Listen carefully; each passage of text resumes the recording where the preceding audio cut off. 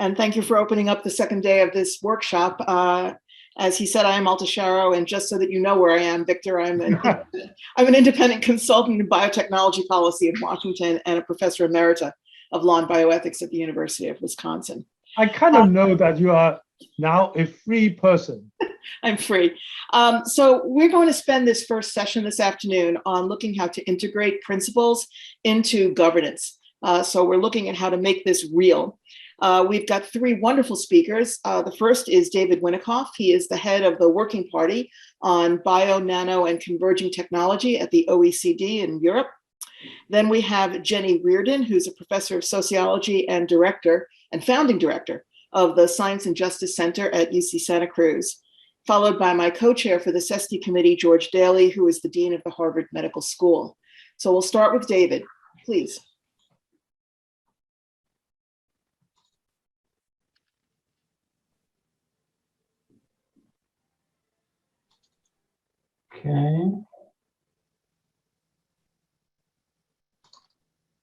Okay, is that visible? It is visible, and but you have not yet put it into full screen mode. There you go, perfect. Okay, great. Thanks, Alta. Thanks, Victor, and thanks to the National Academies of Medicine. It's a pleasure to join you today and to provide some thoughts, some thinking on this really important and challenging topic of how to integrate, how to implement principles for good governance of emerging technology into practice and into our institutions. I am as Alta said, one of the heads of a unit on emerging technology at the OECD. But I thought I'd just spend a couple of thoughts on what the OECD does. It's important to understand its approach to implementing norms. OECD is a 38-member international organization based in Paris. And it's an interesting organization because there are three functionalities. It's a research and evidence producing organization. It's a convening organization for the international community, countries, but also private sector and the philanthropic and civil society sectors. And third, and maybe most relevant here, is the development of international soft law in many policy fields. And the soft law at the OECD are called recommendations. We heard from Gary Marchand yesterday a bit about soft law, quite a bit about soft law. In this case, these are not legally binding, but they entail a moral and political commitment among its adherents. And there's a strong expectation that adherents will do their utmost to implement them. New members of the organization must demonstrate compliance with the recommendations. And an interesting mechanism is that, in fact, adherents, those signing up on the recommendation, have to periodically account for how they've put principles into practice. They report back to the OECD, and the OECD publishes an account. So there's a strong mechanism of accountability, which I think is potentially a model for some of the things that you're thinking about. And I guess I would say, don't forget as you work on these principles and this project of implementation, don't forget the international landscape and cross-national learning that can happen. And we see that how important the international landscape is for things like governance of gene editing, of dual use, et cetera. So I welcome these discussions and engaging with you. In terms of emerging tech, OECD has been working on governance of emerging tech for a number of decades. Most recently on artificial intelligence and neurotechnology, but there are instruments on biobanks and data repositories, genetic licensing, access to data, and we're working on a framework on emerging technology for good, which has shares a lot of similarities with what you're working on here. And the process is important to understand the potential for implementation. At first, usually we develop a research and evidence base with our members, looking at the governance landscape and gaps, and comparing good practices in the area. and then convening stakeholders over a period of time, as I said, government, private sector, civil society, academia. And Gary mentioned one of the success factors of soft law is the participation of multiple stakeholders. And I think that's one of the strengths of the OECD's recommendations and why some of them have impact. Two of the most recent ones lie in the areas of artificial intelligence and neurotechnology, both from 2019. And I'll give you a little bit of detail on these to help the discussion of implementation. The recommendation on responsible innovation in neurotechnology, which consciously takes on the responsible research and innovation framework, has 9 principles. From the promotion of responsible innovation in neurotechnology to address health challenges, principle 1. I highlight this because the idea of promotion of responsible innovation, we find, and the members find, as consistent with issues of safety and protection. And as an economic organization, or at least in part an economic organization, the idea of harnessing emerging technologies is very important, but the ethical sides and the social aspects are seen as enablers, as well as protection, necessary protections. You can read through these. I won't read them all. Some of them, I think, work well or echo some of the principles that National Academies is working on, and CESTI is working on. I will put some attention on the principle 4, which is fostering scientific collaboration in neurotechnology innovation across countries, sectors, and disciplines.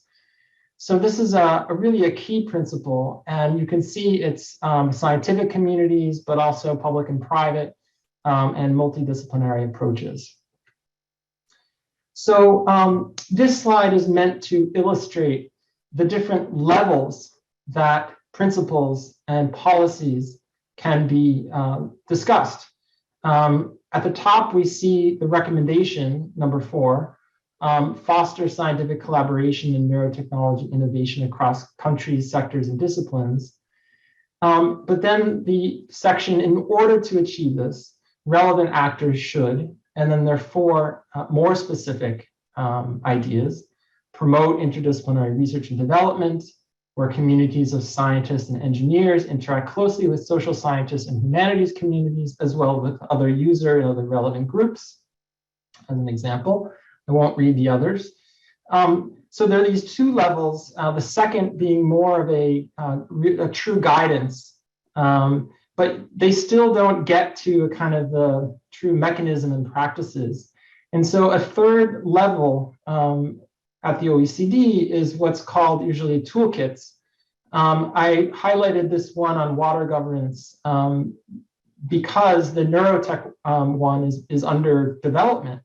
But the one on water governance describes itself with this toolkit as compiling policies, governance arrangements, and related tools that facilitate the design and implementation of water management practices in line with the OECD Council recommendation on water.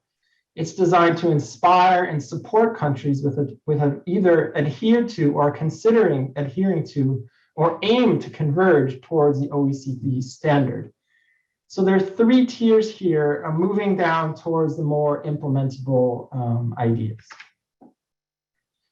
I'll also talk just a moment on the AI principles to show that the AI principles have a section on sort of higher level norms for stewardship with trustworthy AI, and then ones on more policy-oriented principles. So again, a kind of tiered structure. And the AI work has worked on implementation through the construction of what they call, or what we call, an AI Policy Observatory. And the idea is to create a platform to share and shape public policies for responsible, trustworthy, and beneficial AI. And what does this consist of? It consists of building a network of experts and an AI wonk blog, which means just we have experts contributing thinking piece towards how to implement the principles. We have the principles and norms themselves. And then there's a kind of data or evidence compilation component where AI trends and data is compiled and country initiatives that are being put forward. And this creates a resource for the ongoing thinking about how best to implement the recommendation. I want to talk next, and I know I'm running a little bit behind, but about what a fourth level might be, and also the time dimension, which is essential for thinking about implementation. So I have here on the right a kind of mapping of from a hierarchy of generality from procedural justice, 3 kind of directive principles around co-creation, co-design, public engagement, accountability of expertise, 3 kind of directing principles for procedural justice, and then examples of mechanisms that you might use. Looking at public engagement, which we talked about, foresight, agenda setting, citizen juries, consensus conference, there are different tools involved, co-creation, co-design, transdisciplinary research and engineering, user-driven innovation, and so forth. So you can build these hierarchies, and I think in the model that you're developing, you're doing that incredibly well. But is there a fourth level, even within these mechanisms like transdisciplinary research and engineering? How do you actually accomplish that? And that's a really difficult problem. So we even need to reach to a fourth level. Another idea is about the uptake and principle of the principles into technology-specific areas. We talked a bit about that yesterday. Do you need context? How do you use contexts? And I would say that that the uptake of principles into technology-specific norms is a form of implementation. So I think that's a way of thinking about the potential use and implementation is moving into specific areas. Third, looking at time dimensions and stage of tech provides another key aspect of implementation considerations. And for both of these, we might consider creating a kind of procedural guide, not just mechanisms for implementing norms, but actually a guide for how groups could develop technology-specific work through stakeholder engagement and involvement and so forth. We know we need to build maps, gaps, levers, and incentives. All of these are important. Here's a quick mapping of actors relevant to kind of health innovation and discovery. We want to map these actors, where are the gaps in governance, what are the levers for each of these actors, and what are the incentives. To provide one area of example, I want to think about an actor map for the private sector, because I think that wasn't discussed yesterday very much. And here we need to actually divide up the private sector into different kinds of actors, from early stage entrepreneurs to venture capitalists to executives at larger companies to big tech companies to philanthropic organizations. This is a mapping with respect to neurotechnology that was contributed by Diana Saville from BrainMind at a recent conference that we had in December. Each of these different actors have specific incentives and disincentives, challenges, impediments for taking up and implementing norms. Finally, we have been working on potential tools to work with the private sector. I won't go through them all, but one emphasizes collectively legitimated ethics by design approaches in the private sector, mobilizing technology transfer as a critical juncture for social impact, enrolling investors, and actually rethinking corporate social responsibility in terms of the ethics of and governance of emerging tech. So let's keep the dialogue going. Thank you very much and look forward to the conversation. Thank you, David. That was a wonderful way to get us started. We'll turn next to Jenny.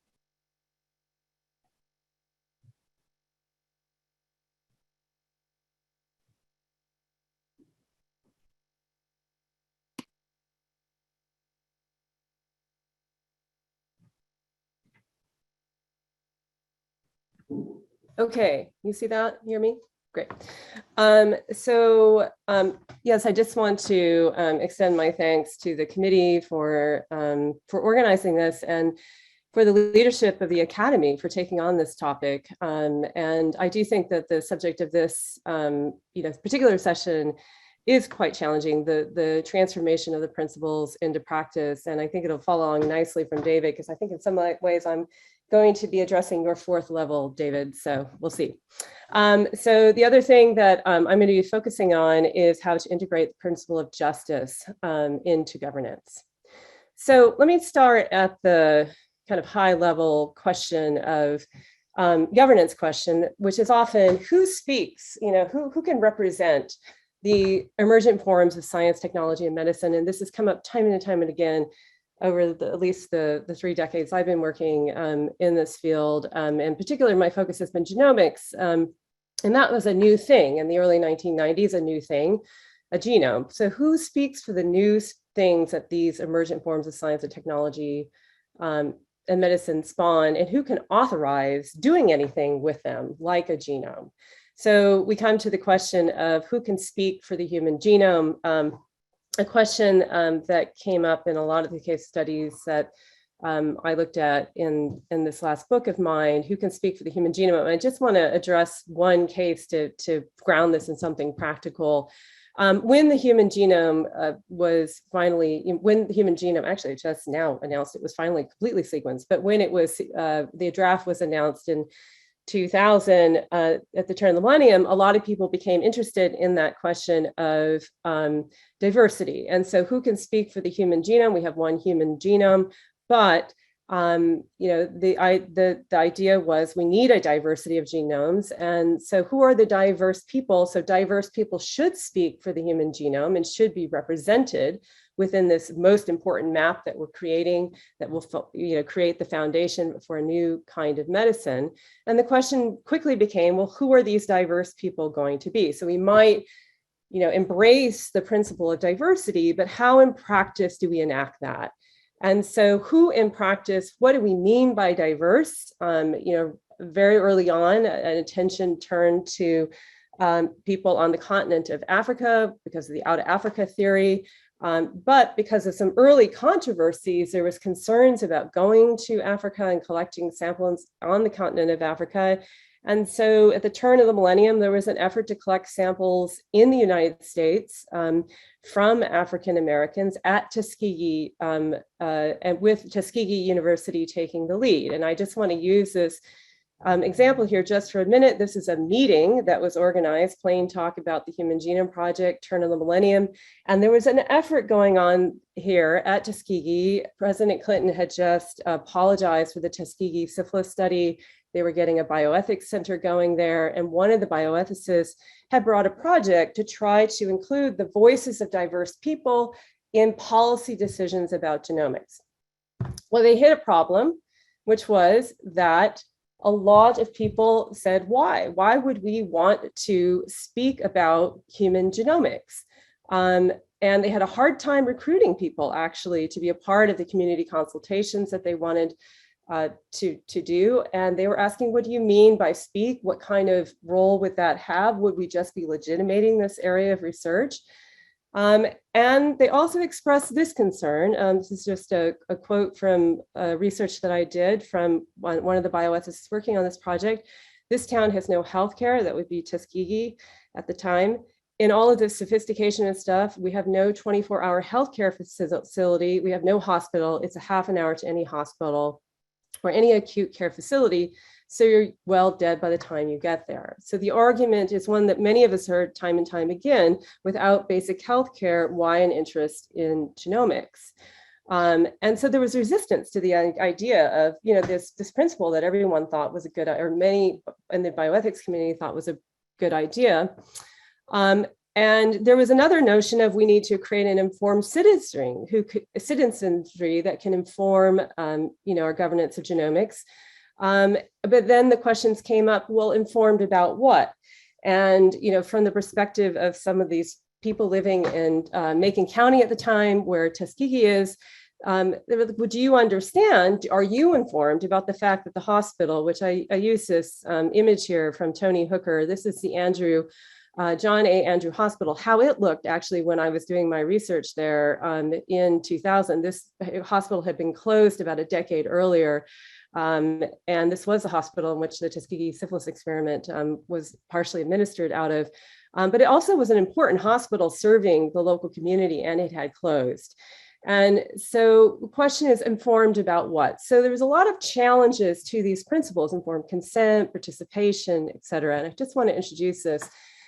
And in the wake of those challenges, this is just, I'll skip over this. Patricia King, a very important bioethicist who served on the Belmont report, who I'll come to here in a minute, who said, you know, if we don't have a bioethics that gets at these questions of structural inequality that the people in Tuskegee were pointing out, then we're going to have a hard time translating things like new forms of technology like genetic information into something that's not hurtful. So it's just a paraphrase of what Patricia King says here.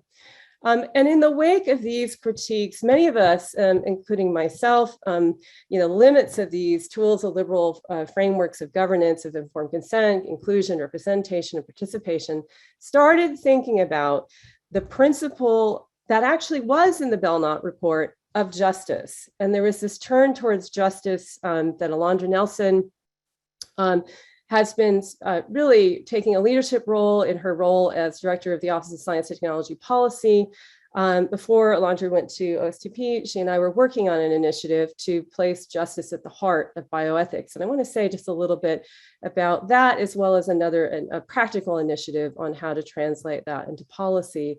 But I want to note that this principle was always there in the Belmont report, and Patricia King, as she pointed out, we just didn't get there, though, in terms of translating that into practice. We weren't able to work through some of these justice issues. We were terrific at understanding autonomy, informed consent, and pretty good at dealing with questions of beneficence. We just didn't have too much of a clue about what to do with justice. And I think many of us right now feel that we need to have a clue what to do about justice, and that's where I want to focus. So what does a justice framework entail? I think we're trying to figure that out. In fact, at one point I had, I think I'm in print, suggesting that there should be a National Academy's focus on this question of how to translate this into practice. But here are some initial thoughts that have come out of my work and my work with my collaborators that you'll hear a little bit about. One is this idea that justice, we often have weighing of both sides. You often see that scale. I think there's a feeling that there are some things that we just need to be saying no to providing some guardrails for science and technology, not necessarily risk-benefit analysis. And even in this notion of both sides, it assumes there's just two sides, when there's often multiple sides. We need to be cultivating the collective arts of judgment, and figuring out a way to have the capacity to make judgments about when something should happen, when something should not happen. And I think that's something that we're all interested in, is making more robust systems for making those judgment calls. And judgment calls that respond, and this is, I think, crucial, and to the historic inequities, and that shape resistance to a lot of emerging science and technology, and not only just to respond to, but to redress. And that's going to require centering much more centrally questions of politics and power, something that has been marginal in, I think, bioethics, and how we've approached ethics to date needs to move to the foreground. How do our institutions privilege certain types of questions, perspectives, people, and not others? And what needs to happen institutionally to change that, to change the institutional structures, and that those are going to be entangled with questions of how we go about thinking and about the world differently and asking questions differently. So we don't just have knowledge production over here and then institutional change over here. The two must go together. So let me talk a little bit about what that might look like. Well, here's just an outline before I get to the two practical examples I want to talk about. So constituting just science, technology, and medicine, one thing I want to highlight here in this slide is this notion of being impolite. Often doing this kind of work requires that you ask the question that no one really wants to hear. And that word impolite has breaking the polity right in the middle of it.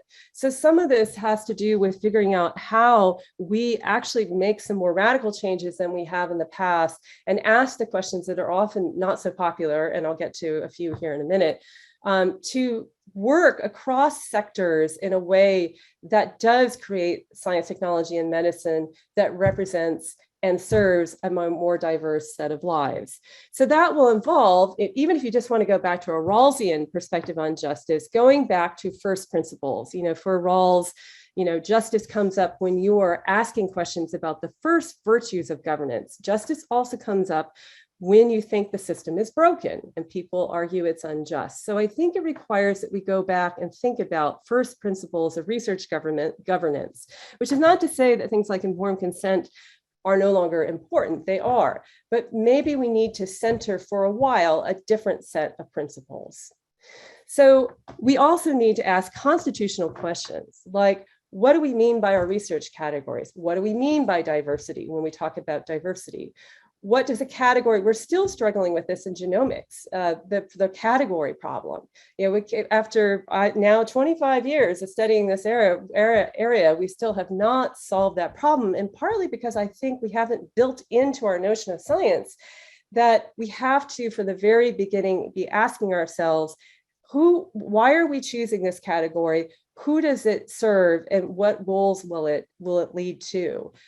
So asking about how research categories form and what they do, and asking how systems of representation are made and what they are for, I think is crucial. So if you ask me to be the bioethical representative on some group and you're doing a research project, you want a bioethical representative, what is that going to mean that I represent that perspective? What do I do in that role?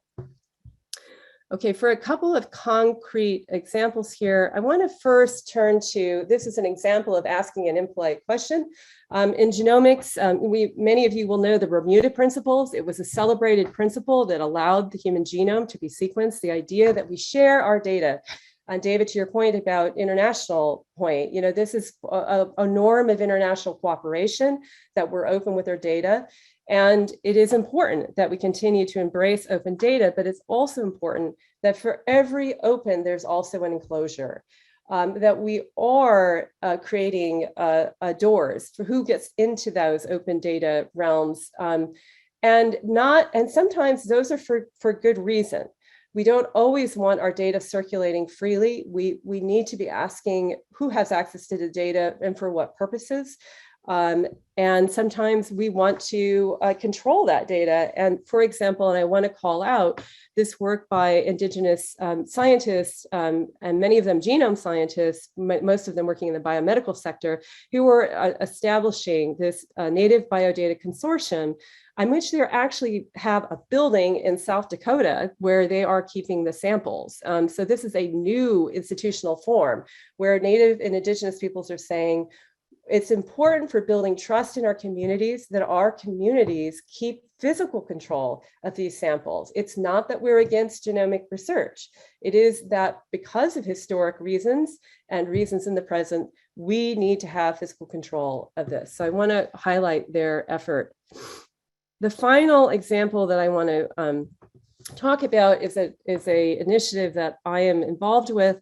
That is a response. Although I am a scholar, I am now increasingly asked to serve in roles serving as the ethical and social advisor to projects. And it's in that capacity that I've begun to realize that we need to do much more to define and to re-examine what those roles entail and what they are for.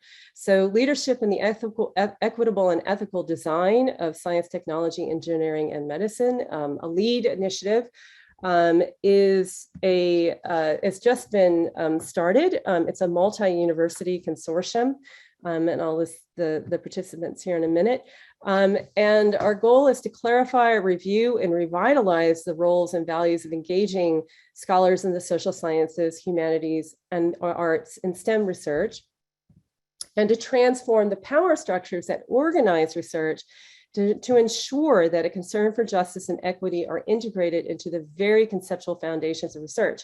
So often someone like myself is invited into research to address the ELSI part of the project. And often it's very separate from the conceptualization of the science itself. And in fact, often I'm asked, maybe 2 weeks before a grant is due, dear Professor Reardon, we think it's incredibly important to incorporate ethical considerations into our research project. Would you be willing to come on? Well, I think they're often surprised when I have a series of questions like, well, involved in what? Will I be involved in helping you think through your scientific questions? Because often that's where a lot of the ethical action happens in your choice of categories.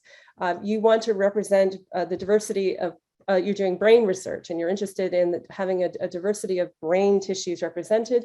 Well, how are you going to organize your system of thinking about diversity? What categories are you using? Who are you seeking to create the samples for?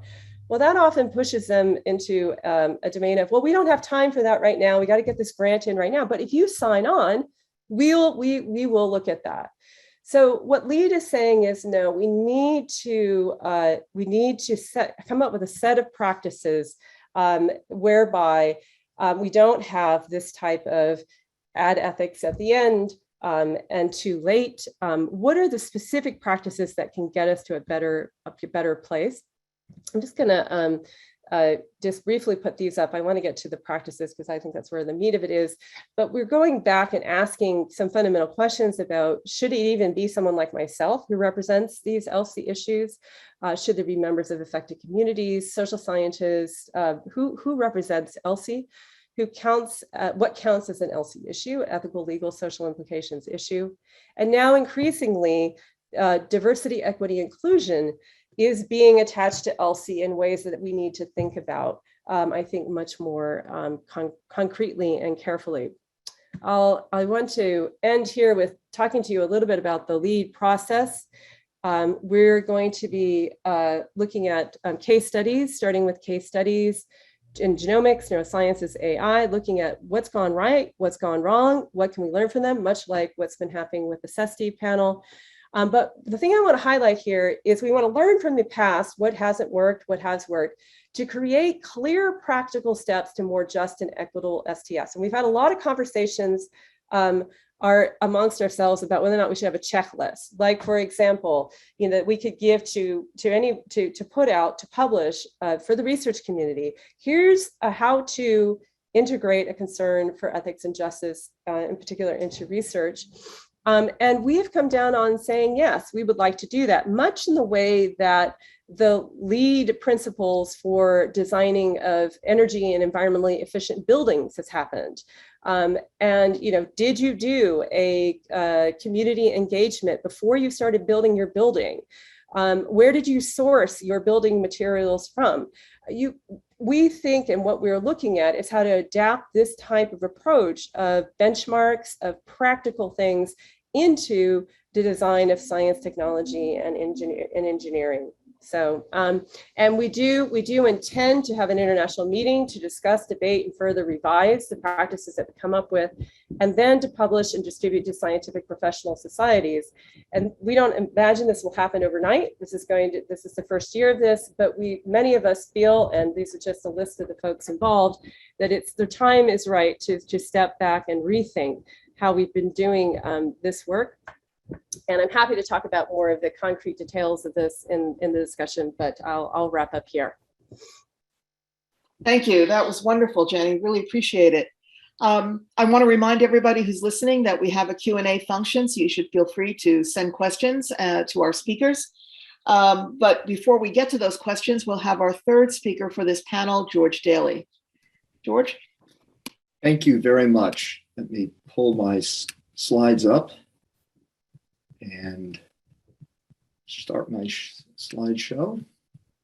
Thank you, Alta. And let me say, this is a session on integration of principles into governance. and I'm going to be highlighting the history of the writing of guidelines that have been taking over the last really 2 decades, guidelines that attempt to integrate ethical principles into a governance structure for an emerging technology. I was involved heavily with writing these guidelines in several different iterations. And one of the core conclusions that I want to put forth is that these guidelines are examples of how the science and the practice of governance have evolved, but not the core principles. And so the challenge for the consensus study, and I will finish with some of my own recommendations about what I hope they'll take into consideration. The challenge is to come up with guidelines that articulate a process, a deliberative process, and will indeed be responsive and be able to evolve, not from their based on the core principles, but evolve in the nature of their practice. So let me just take us back in history a bit to, pardon me,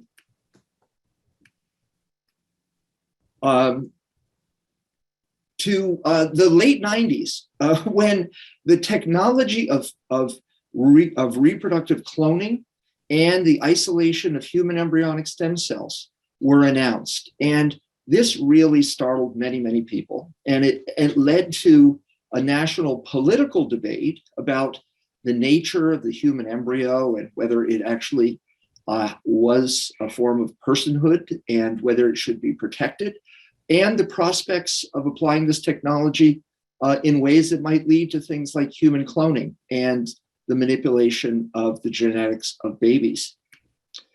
This was such an important principle that President Bush issued as one of his first decrees in office, a compromise that allowed funding for some stem cell research, but only on an existing set of cell lines. And that led to deep divides among the scientific community. It certainly didn't satisfy the needs of most scientists, but it wasn't a complete prohibition, which many of his supporters wanted. And in an interesting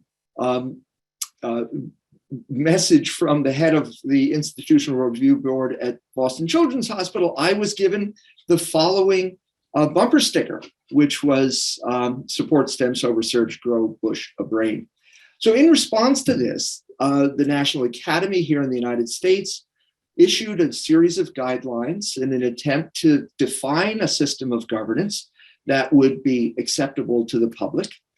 I was a member of the International Society of Stem Cell Research, and together with a broad international community, issued a separate set of guidelines built upon but independent of the National Academy guidelines. And I would say that one of the most important core principles of this was the call for a specialized form of review, which the National Academy called the embryonic stem cell research oversight process, and the ISSCR generalized to stem cell research oversight. But it was essentially an independent deliberative peer review process that, among other things, established core principles founded upon the prior contributions of Helsinki and Belmont Report, but also took forward practical guidelines, such as defining the difference between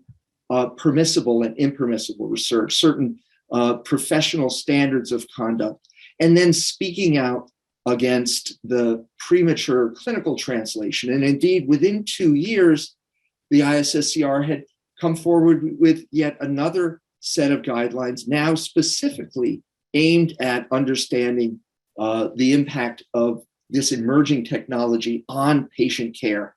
And importantly, because of the enrollment of patients, added strong considerations of social justice and the importance of considering the prospect of more global access to these new technologies at the early stages. Now, the categories of research was importantly fell into research that was permissible after review under the existing mandates, but importantly added a second layer specific to stem cell research, forms of research permissible only after a specialized mechanism of review. And it really was recognizing the evolution of the science and the critical importance that the review engage experts who could distinguish the fine points of stem cell biology. And then I think also important for giving a degree of comfort to the general public that this new form of research would not be misapplied. There was a clear definition of research that was not to be pursued, either because it raised strong ethical concerns or there was a lack of broad scientific consensus. And those were research including the time-honored 14-day rule that the human embryo should not be kept in culture beyond this mythical 2-week period. It prohibited the implantation of embryos into a human uterus, and that was a direct preclusion of human cloning. And it precluded things like breeding animals that were chimerized with human tissues so as to preclude the possibility, I think, distasteful to most, of gametes coming together and being fertilized in the context of an animal-human gametes. Now then, fast forward some 8 to 10 years, and the science had evolved considerably. The new science that had emerged in that decade included the groundbreaking work of Shinya Yamanaka, which taught us how to reprogram any adult somatic tissue into a pluripotent stem cell, akin to an embryonic stem cell, and for many, obviating some of the ethical concerns around the need for human embryos. But there were other strategies emerging, such as being able to reconstitute embryo-like structures from stem cells. CRISPR had been introduced on the scene in 2012, 2013, and there was already evidence of CRISPR-modified non-human primates, leading to concerns about heritable genome editing. And there had been technology for mitochondrial replacement.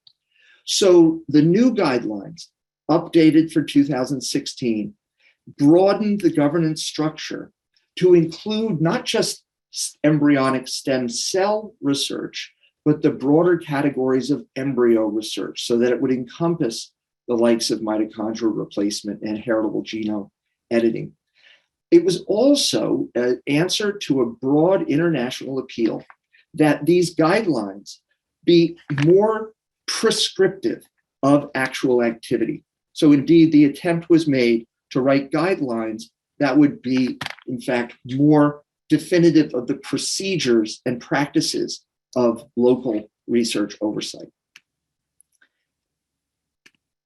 Now, another aspect that was called upon was a broad call for the responsibility of scientists to be accurate, to avoid hyperbole and distortion and overselling of their science, a broad principle that I think had really stepped beyond some of the earlier principles articulated in the first guidelines. And then importantly, and I'm sorry, it doesn't seem to be moving here.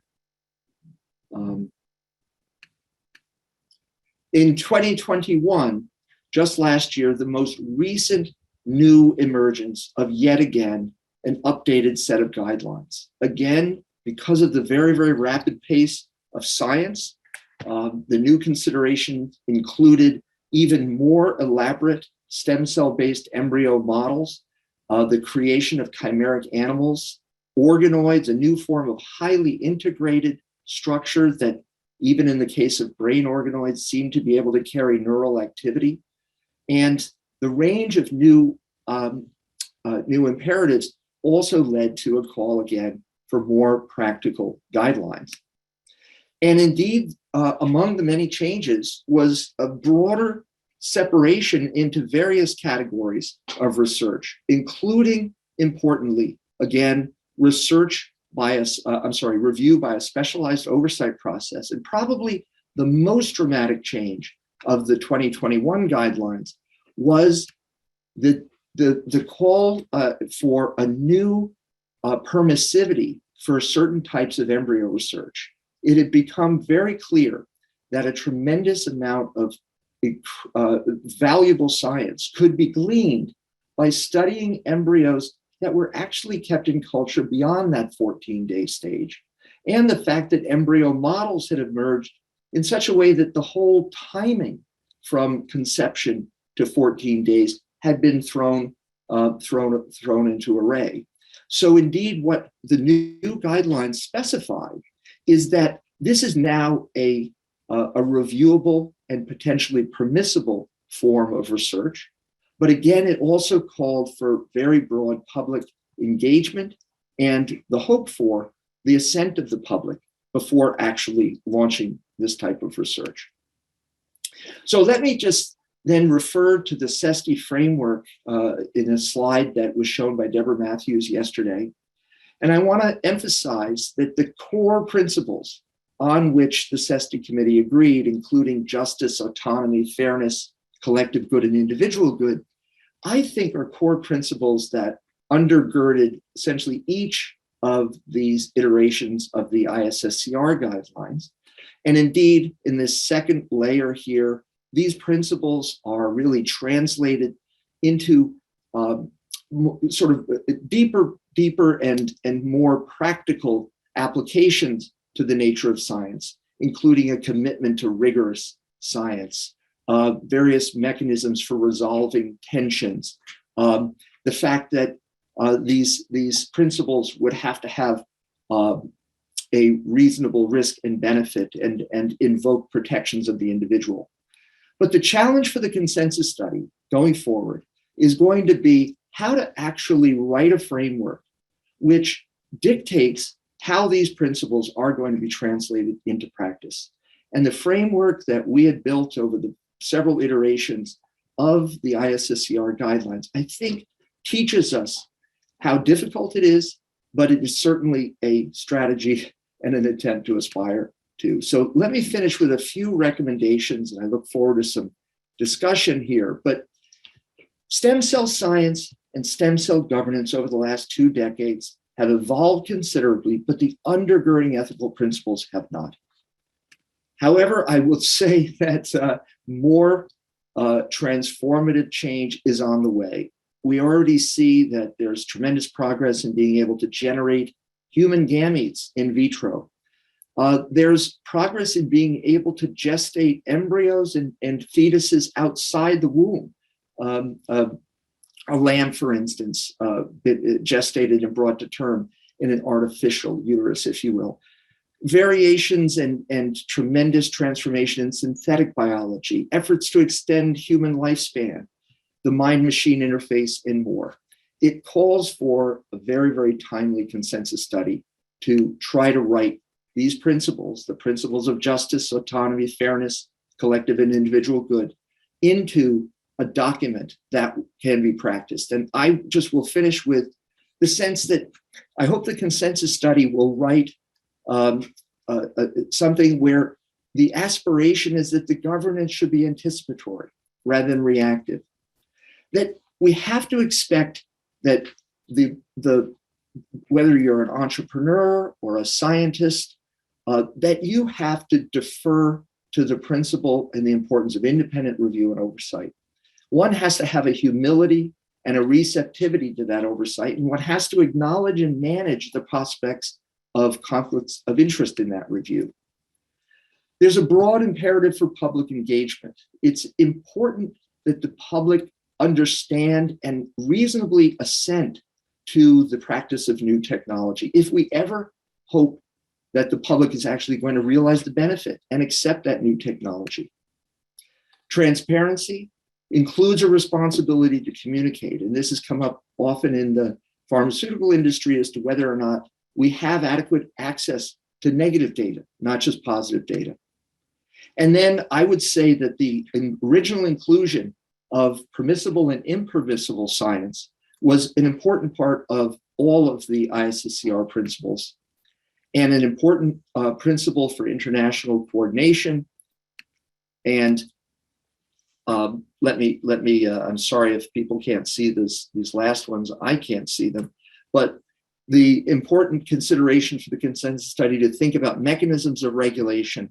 And I want to just finish with the notion that these guidelines are not laws. Rather, they specify a deliberative process. And even though some of my colleagues on CESTI don't like me to use the term, in a sense, what the consensus study is looking to do is to write a constitution-like document that can interpret the principles into the practice that so many different technologies will ultimately need to apply. So with that, thank you very much, and I'll stop sharing, turn it back over to Alta, and ask for and look forward to the questions. Thank you, George. Appreciate that very, very much. Before we get to particular questions from me or from members of our audience, I want to give the panelists a chance to actually react to one another without putting you on the spot.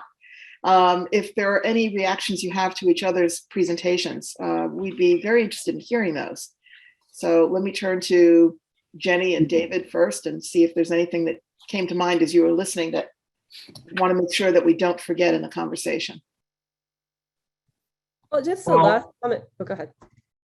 Well, no, I thought I was really riveted at the end, especially when you're facing this challenge of translating justice into a list.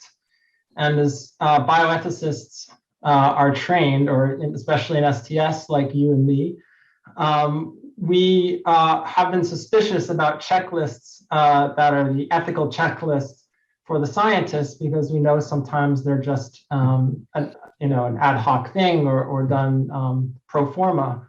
So you've appropriated the list, and I wondered if there are concerns or opportunities and challenges therein.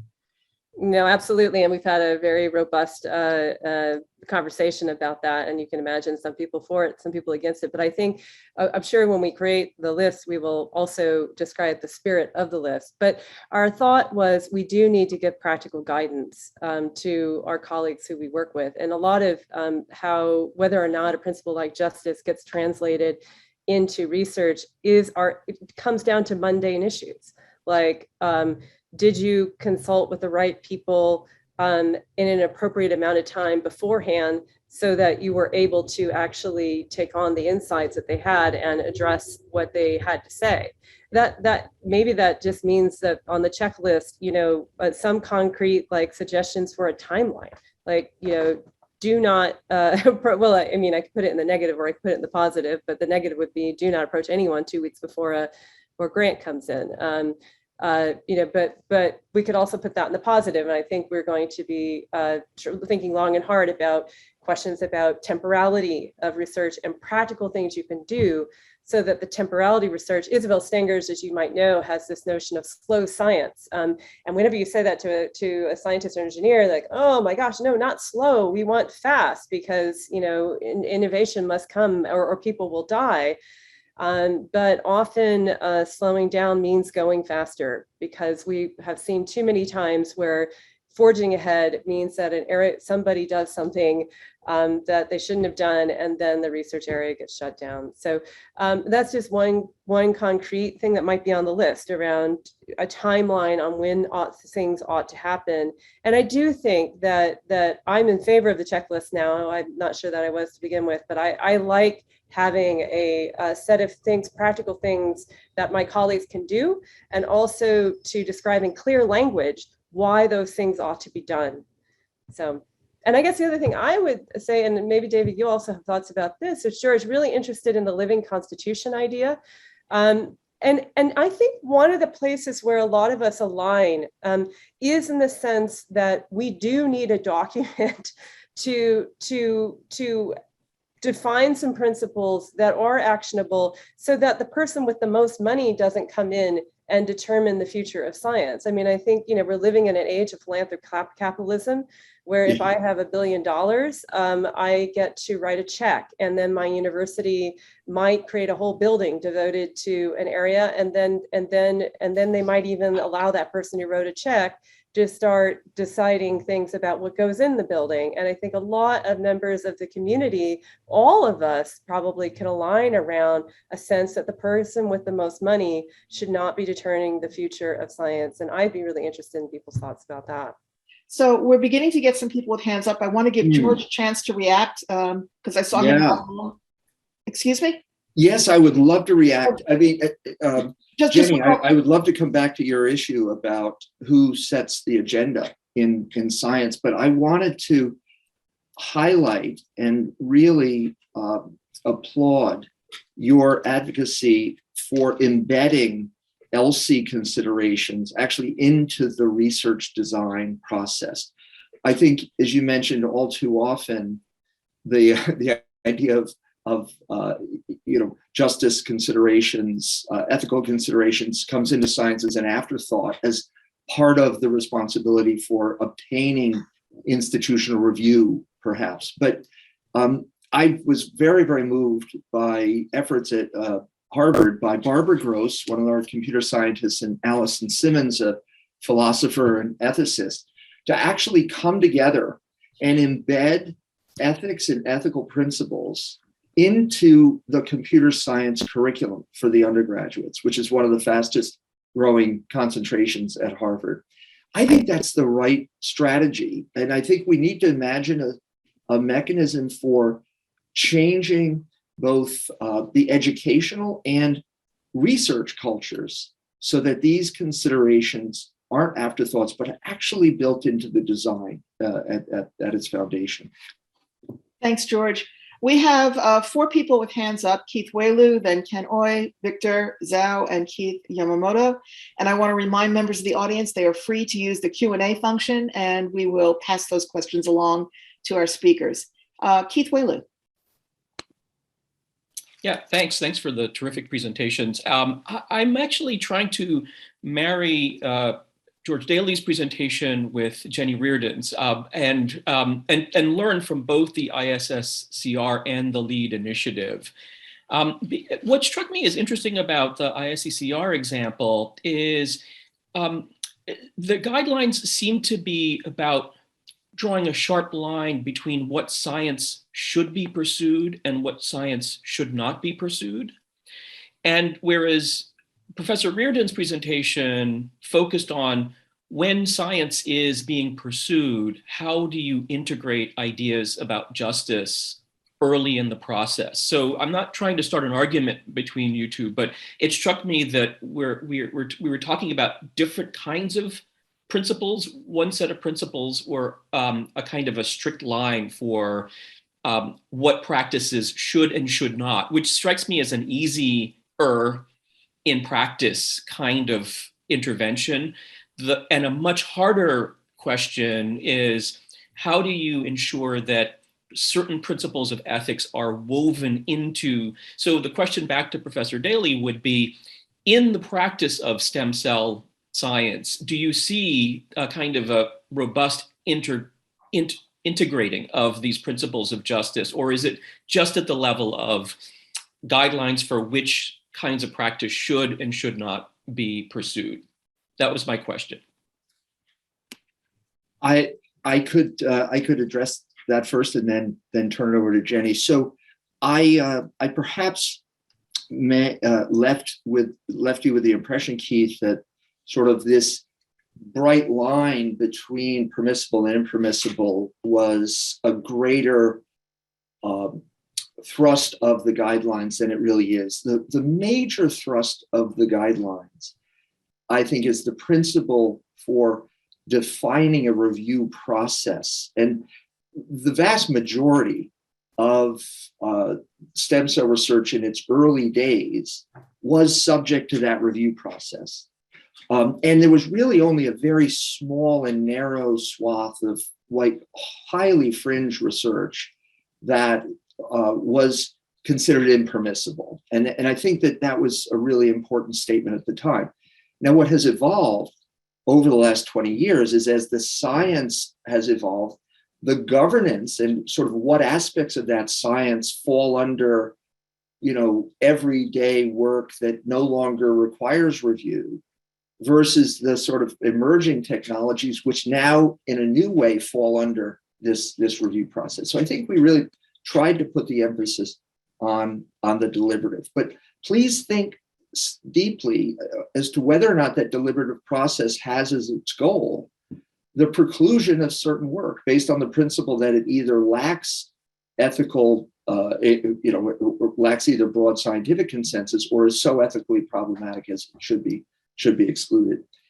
As for the issue of justice, I think it was written in as an aspiration, and as Jenny has made the point, and I think you'll have to struggle with, it's still a challenge to imagine how to integrate it into practice. What we have said from the beginning, and I think we're starting to see it more broadly amplified, is that new technologies such as CRISPR gene editing really has to have at least a view of being more generalizable and more equitable in its access. And that's now driving some of the research agenda. I just heard Jennifer Doudna give a presentation that one of her core goals now is learning how to target either virus-like particles or nanoparticles to specific cells in vivo. And that's being driven, it's obviously an interesting scientific question, but without that, we could not democratize CRISPR gene therapy, for instance, to cure sickle cell in sub-Saharan Africa. So I think that's one strategy by which we're building the principles of justice into practice.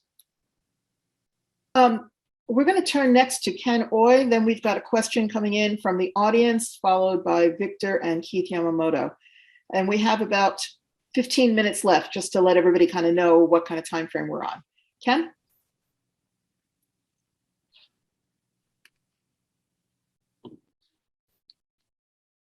Ken?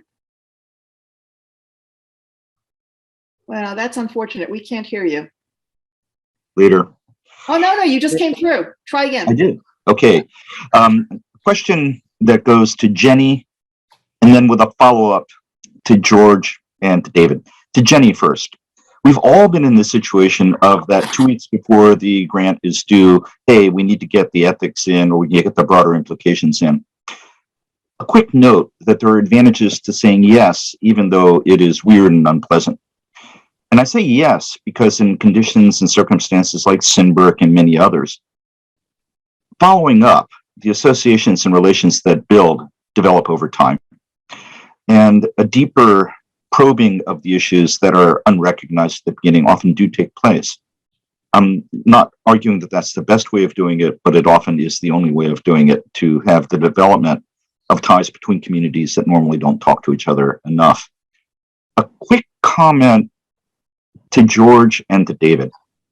So George, your account of how the regulation of stem cells evolved over time as understandings changed, points of uncertainty were identified, and the issues were redefined was beautiful. At the same time, when I look at David's talk, you spent a little bit of time talking about forecasting and foresight, and talked about needing to build in more attention to that. A question to you, and it's a perverse question. David, do you really believe in forecasting and foresight? And two, George, do you argue evolution, adaptation, and gradual learning because you don't believe in foresight? David, you want to go first? Yeah, so we can't predict. Everyone in the foresight community says that.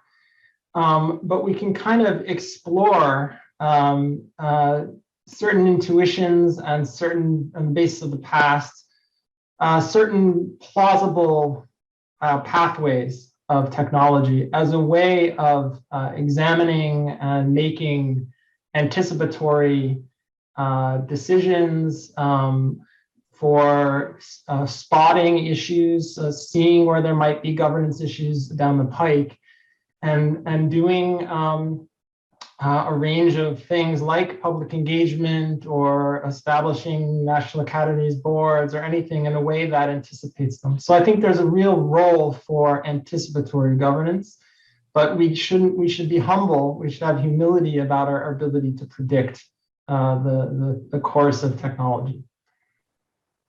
George, did you want to add anything? Yeah, I mean, I think the real challenge for the consensus study and for any attempt to write one of these frameworks for future governance is you want to write a set of procedures and practices, a process, a deliberative process that will be timeless.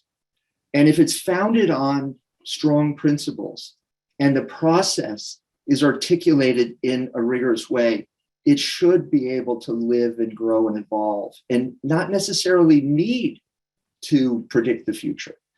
However, that said, in practice, I can tell you through the 4 iterations of the ISSCR guidelines, we tried to do both. We tried to write the principles, and we tried to predict what was coming down the pike. And we, more often than not, failed to predict properly. So put a lot of emphasis on the principles, and hopefully the predictions will come true.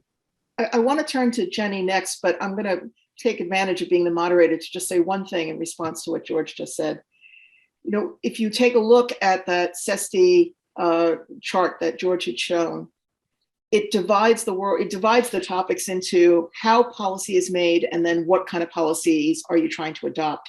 And it really does begin to ask the question about whether it's possible to devise a process that so sufficiently incorporates some of the principles that Jenny and others are talking about, like justice in how you decide who's deciding and what they use to decide, et cetera.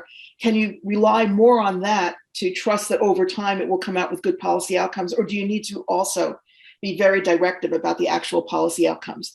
And so I think it's kind of an interesting tension and debate that's still going on. And most systems wind up with some kind of hybrid. But Jenny, I'm eating into your time, so I apologize for that. Would you like to have a capstone comment to the last question? I can take it along with the next question if you want to go to Glenn Cohen's question. Sure. Okay. Well, then in that case, so yes, this did come in from Glenn Cohen at Harvard. I wonder if we could get you to say a bit more about what you think traditionally underrepresented groups should or should not ask for as commitments in terms of the nature of their participation and representation as a condition of their engaging, perhaps using the native biospecimen issue you discussed or another example. Yeah, and I'll get back to Kenneth's point and challenge to me to begin that. I have indeed signed on to projects 2 weeks before the deadline, and sometimes that's worked out okay, and sometimes that hasn't. Sinberg is one of the examples we're looking at. But I do think temporality matters a lot. And I think the reason for that is that if we want to think about justice as more than just equity, more than just once we have something, we make sure, everybody has access to it or about accessibility. But we think about it in, I think, the more substantive, deeper ways that I think the people who I encountered in Tuskegee were wanting and needing to be addressed. Then we have to go further upstream into the research process and have involvement of groups, historically underrepresented groups at the table when those research questions are being formed. And I do think that we should begin to ask ourselves as a research community what that's going to entail institutionally, and be willing and open to having a different set of concerns shape what a viable scientific, not only just a viable, but an exciting scientific question might be. And that when we think about innovation, when we think about the cutting edge, to take a page out of Alondra Nelson's book, then I think we need to think of equity as innovation, and that happens upstream in the research process. And so I think that is what traditionally underrepresented groups should and could be expecting out of researchers, because it's only then that you're really going to be starting to produce things that I think a broader set of people are going to A, trust, B, want to engage with, and see benefit from. And so I do actually think the temporality issue, while it seems, we're so used, I do it too, last minute ask one to take part in a grant. How can we institutionally change things? We put in incentives. What are those levers to get groups to change that process? And I think having those checklists, and my own university says, if you don't do this by this time, you don't get to get your grant in. I mean, we can start thinking about making those changes. Thank you. Keith Yamamoto, and then I've got a series of questions coming in from the audience that we'll turn to next. So thanks, Alta. I wanted to explore with David and then get a comment from George on David, your point that you made strongly, that I think you said, don't forget the international landscape. And on the one hand, it seems obvious that is important for justice, for diversity, and so forth.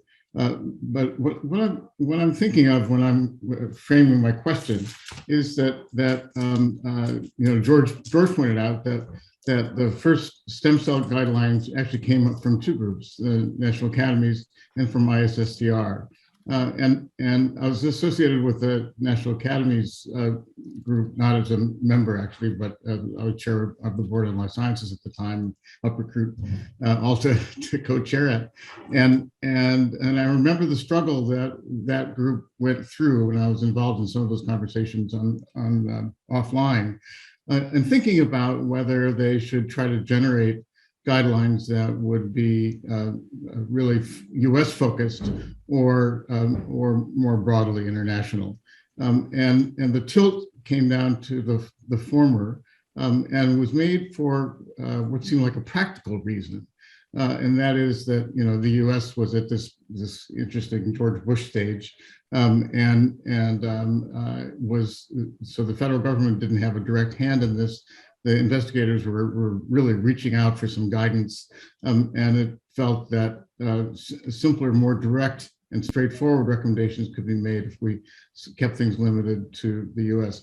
ISSCR did not do that. It's an international society. And so it'd be interesting to get a comment from George about whether there were indeed complexities of the sort that were concerning to the Academies group.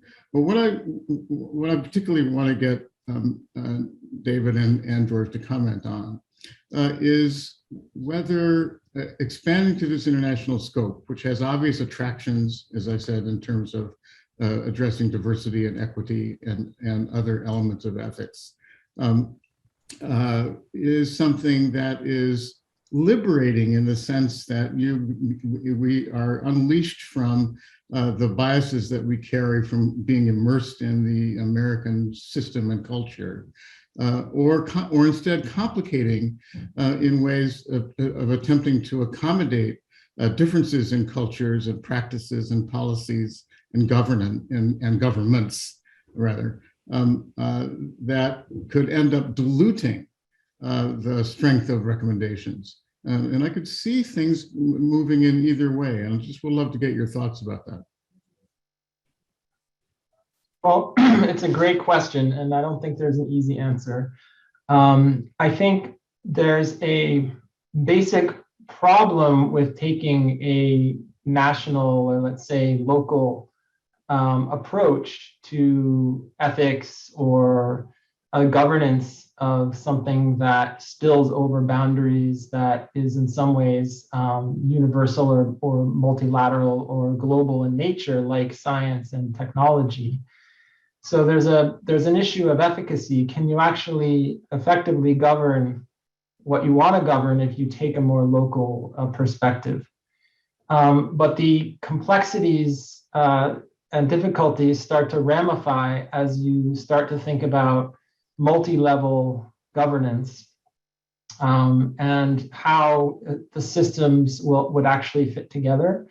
So I think the ideal form might be to, even if a national context is the focus, I think that an engagement with international fora where these things are being discussed, and having cross-national learning, where there may be other similar kinds of activities going on, can help promote a kind of convergence towards norms that are more universalist.